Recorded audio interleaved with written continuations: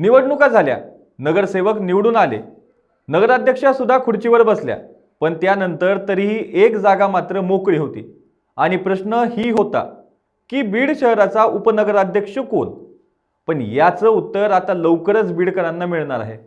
तारीख आहे 15 जानेवारी। यामध्ये ठरणार खुर्चीवर भैया की नाना का अजून काही राजकारण पेटतंय।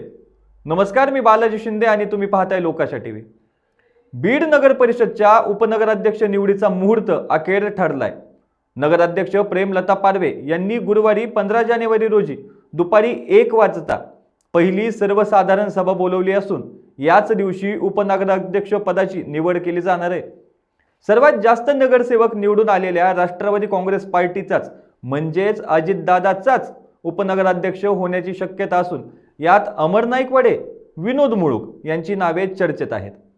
उपाध्यक्ष पदाच्या निवडीचा कार्यक्रम कसा असणार तर 15 जानेवारी 2026 रोजी सकाळी 11 ते 1 वाजेपर्यंत उपाध्यक्ष पदासाठी नामनिर्देशन पत्र सादर करणे, दुपारी 1 ते 1:15 उपाध्यक्ष पदासाठी पात्र नामनिर्देशन पत्राची छाननी करणे, दुपारी 1:15 ते 1:30 वैधरित्या नामनिर्देशन पत्र केलेल्या उमेदवाराची नावे जाहीर करणे, दुपारी 1:30 ते 1:45 नामनिर्देशन पत्र मागे घेणं आणि दुपारी 2 वाजता निवडणूक लढविणाऱ्या उमेदवारांची नावे मराठी वर्णानुक्रमे जाहीर करणे।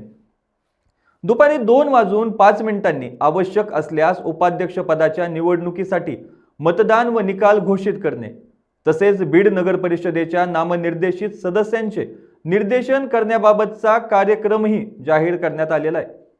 दिनांक 14 जानेवारी 2026 रोजी दुपारी 2 पूर्वी गटनेता यांनी प्रस्तावित केलेल्या सदस्यांचे परिपूर्ण नामनिर्देशन पत्र जाहीर करणे, दुपारी 4 वाजता नामनिर्देशन पत्राची छाननी, दिनांक 15 जानेवारी 2026 रोजी दुपारी 2 वाजता नगर परिषद सदस्यांचे नामनिर्देशन करणे। या प्रक्रियेत कोण पीठासीन असणार तर अधिकारी म्हणून या प्रक्रियेत पीठासीन असणार स्वतः नगराध्यक्ष यांचं काम पाहणार आहेत। अजितदादांच्या राष्ट्रवादीकडे देखील स्पष्ट बहुमत नसल्याने या निवडीत शरदचंद्र पवारांच्या राष्ट्रवादीचे आमदार संदीप क्षीरसागर यांची भूमिका निर्णायक असणार आहे। राष्ट्रवादीमधून अमर नाईकवाडे आणि विनोद मुळूक यांची नावे उपनगराध्यक्ष पदासाठी आघाडीवर आहेत। त्यामुळे आता या दोघांच्या कार्यकर्त्यांपैकी कोणत्या कार्यकर्त्याला आपल्या नेत्याच्या गळ्यात उपनगराध्यक्ष पदाची माळ घालण्याचा मान मिळणार याकडे संपूर्ण बीड शहराचं बारीक लक्ष असणार आहे। पण सध्या देशात आणि संपूर्ण राज्यात भाजप सत्तेत आहे। सत्तेत असणारा हाच पक्ष आता बीड नगरपालिकेत विरोधी पक्षाची भूमिका सुद्धा बजावणार आहे। त्यामुळेच गटनेत्या असलेल्या डॉक्टर सारिका क्षीरसागर यांची सुद्धा प्रत्येक वेळी आक्रमक भूमिकाही आता बीडकरांना पाहायला मिळणार आहे। अशाच ताज्या अपडेटसाठी लोकाशा टीव्हीला सबस्क्राइब करा आणि लाईक करायला विसरू नका।